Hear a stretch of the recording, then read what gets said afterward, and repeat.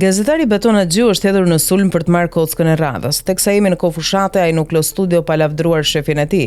Këtë herë u shfaq në Opinion ku u ngriti në qiell Edi Ramën. Sipas tij, Partia Socialiste identifikohet vetëm me emrin e tij. Sipas Haxhiut, Rama e ka personalizuar fushatën dhe shes si figurën e vetme të Partisë Socialiste që mund të josh votuesit e elektoratit. Çfarë është slogani i Ramës? E para slogani është vetëm me Edin dhe PS-n 2030 në BE. Është një vizion, është një gjë konkrete dhe është një përbetim. Tek e fundit brenda diskursit të liderëve europian përmenden dy data, 2027 dhe 2030. Meritani ka të drejtë se ky është një proces, një procedurë, por ajo që dikur ka qenë një proces, një dokumentacion që merrte kohë më shumë se sa një zhvillim ekonomik i brendshëm. Rama dhe kabineti i tij e kanë zgjidhur me pjesën shqiptare, me Mira Muratin, që dokumentacionin mund ta përgatisë më shpejt se kushdo tjetër në këtë proces. E dyta, pse PS ka një përparësi në këtë proces, për arsye se nuk është ngarkuar me fragmentarizëm si opozita. Opozita është fragmentare, pa vizion dhe po lufton më shumë se kushdo që të jetë kryeopozitari pas zgjedhjeve se sa të fitojë zgjedhjet. Për faktin se është fragmentuese, unë nuk besoj që është konkurruese në këto zgjedhje.